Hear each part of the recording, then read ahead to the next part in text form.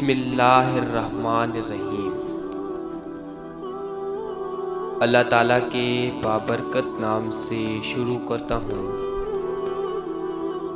جو رحمان اور رحیم ہے۔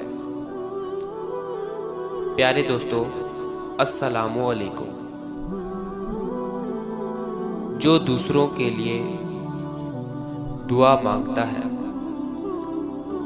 اسے اپنے لیے دعا مانگنے کی ضرورت نہیں پڑتی۔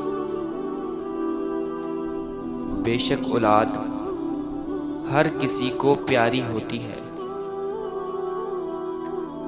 دو چیزیں اخلاق کی وضاحت کرتی ہیں۔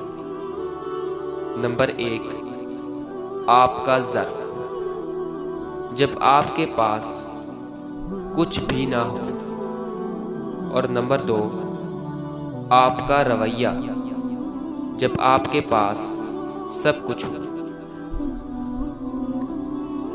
اللہ کی نافرمانی کرنے سے انسان ہمیشہ پریشان ہی رہتا ہے، چاہے بادشاہ کیوں نہ بن جائے، اور اللہ کو راضی کرنے سے انسان ہمیشہ سکون میں رہتا ہے، چاہے فقیر ہی کیوں نہ بن جائے۔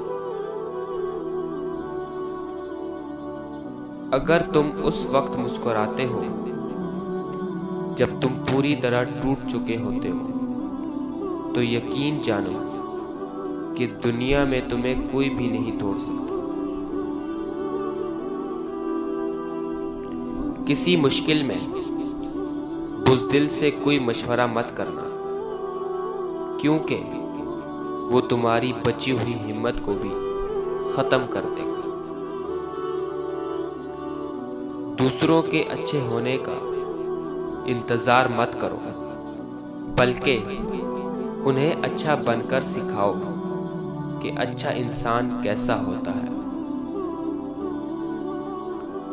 نصیب سے زیادہ قیمتی دعا ہوتی ہے، کیونکہ جب زندگی میں سب کچھ بدل جائے تب انسان کے پاس دعا ہی بچتی ہے جو نصیب بدل دیتی ہے۔ نیک بننے کے لیے ایسی ہی کوشش کرو جیسی کوشش خوبصورت دکھنے کے لیے کرتے ہو۔ اپنا سر اونچا رکھو کہ تم کسی سے نہیں ڈرتے، لیکن اپنی نگاہیں نیچی رکھو تاکہ پتہ چلے کہ تم ایک باعزت گھرانے سے تعلق رکھتے ہو۔ انسان کو ہمیشہ اپنے سے نیچے دیکھنا چاہیے۔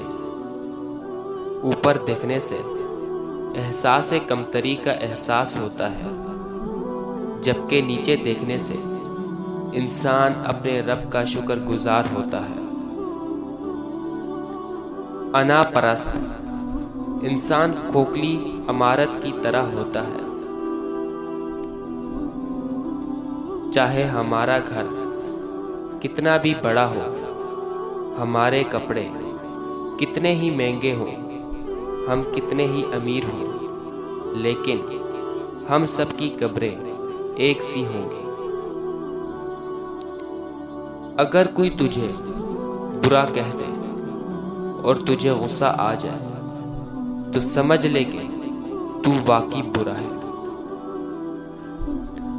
معافی مانگنا یہ ظاہر نہیں کرتا کہ آپ غلط اور دوسرا صحیح ہے، بلکہ یہ ظاہر کرتا ہے کہ آپ کے رشتے کی اہمیت آپ کی انا سے بڑھ کر ہے۔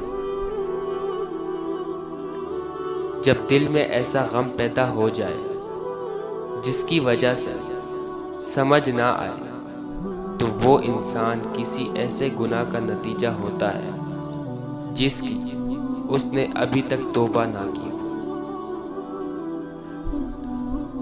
ہم اپنی غلطی کے لیے بہترین وکیل اور دوسروں کی غلطی کے لیے بہترین جج ہیں۔ رشتوں کی رسی کمزور تب ہوتی ہے جب انسان غلط فہمی میں پیدا ہونے والے سوالوں کا جواب بھی خود ہی بتا لیتا ہے۔ ایک دن سونے نے لوہے سے کہا، ہم دونوں ہی لوہے کی ہتھوڑی سے پٹتے جاتے ہیں، پر تم اتنا چلاتے کیوں ہو؟ لوہے نے جواب دیا، جب اپنا ہی اپنے آپ کو مارتا ہے تو درد زیادہ ہوتا ہے۔ خالد بن ولید رضی اللہ تعالیٰ عنہ کا پیغام مسلم امہ کے نام۔ موت لکھی نہ ہو تو موت خود زندگی کی حفاظت کرتی ہے، جب موت مقدر ہو تو زندگی دوڑتی ہوئی موت سے لپٹ جاتی ہے۔ زندگی سے زیادہ کوئی جی نہیں سکتا اور موت سے پہلے کوئی مر نہیں سکتا۔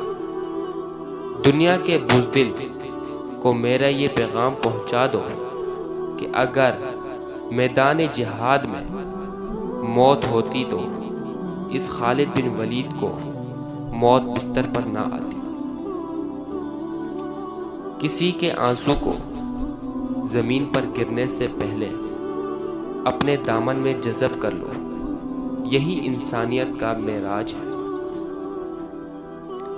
سانپ کا زہر کینچلی میں اور بچھو کا دم میں ہوتا ہے، بھیڑ کا زہر ڈنگ میں ہوتا ہے اور پاگل کتے کا زبان میں۔ انسان واحد حیوان ہے جو اپنا زہر دل میں رکھتا ہے۔ قلم اٹھانے سے پہلے اتنی تحقیق کر لو کہ تمہارے لکھے پر کوئی دوسرا قلم نہ اٹھا سکے۔ پیارے دوستو، امید کرتا ہوں کہ آج کی ویڈیو آپ کو پسند آئی ہوگی۔ اگر ہماری یہ ویڈیو پسند آئی ہو تو ویڈیو کو لائک کر دیجئے، شیئر کر دیجئے اور ہمارے چینل کو سبسکرائب کر دیجئے۔ انشاءاللہ اگلے ویڈیو میں ملیں گے، تب تک کے لیے اللہ حافظ۔